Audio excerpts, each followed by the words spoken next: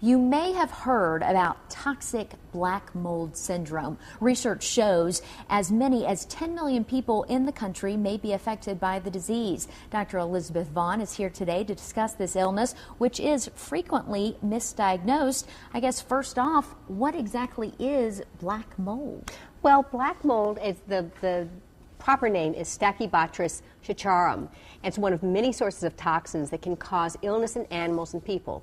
It's a mold that makes biotoxins, which is a broader term for toxins made by living things, like black mold, other toxic molds, the fungus candida, spider or snake bites, Lyme disease, or other tick-borne illnesses. Okay, so now that we know what it is, where can you get exposed to this black mold? Well, specifically black mold, you're going to get exposed to it where there's been water damage from leaky pipes or flooding or buildings that are built too tight. Many cases of sick building syndrome are actually due to mold because the buildings are built too tightly.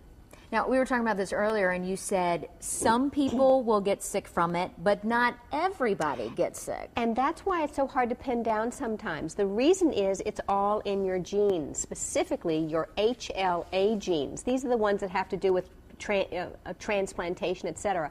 If your body gets exposed to toxins in food, water, air, insect bites, and you have good HLA genes, they make proteins that tag the toxins so your body can get rid of it. If you have inadequate HLA genes, your body can't see the toxins, so they hang around and trigger a cascade of pro-inflammatory reactions and really mess up your hormones. So let's say people have those kind of genes. What kind of diagnoses could they have because of the toxins? Well, it can act like many, many different things. Chronic fatigue, fibromyalgia, neurological disorders that look like MS or ALS or dementia, psychiatric illnesses like ADD and ADHD or depression. Sometimes people are just fat and they can't lose weight no matter what they do. There's a long list of symptoms that you can get. And that's the thing, there's so many of these things which are very kind of common. Is there any kind of pattern to it? There is a pattern to it. When you look at the list, it's a very long list, and the problem is that it will change over time. And the symptoms will change from week to week. It'll involve a number of different organ systems in the body.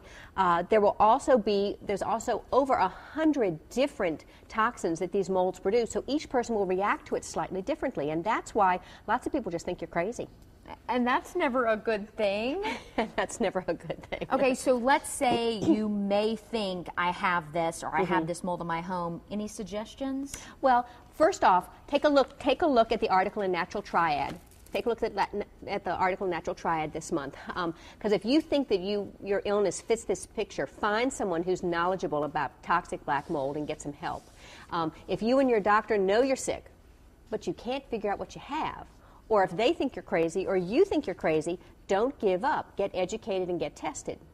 And that's right, education is always key with something like this. That's right. There are a couple of different websites that I refer to in the article that are so useful for testing of neurotoxins, and also just get yourself educated. And that way you'll have a better idea of what to do. Wonderful. As always, thank you so much, Dr. Vaughn. Thanks, Melissa.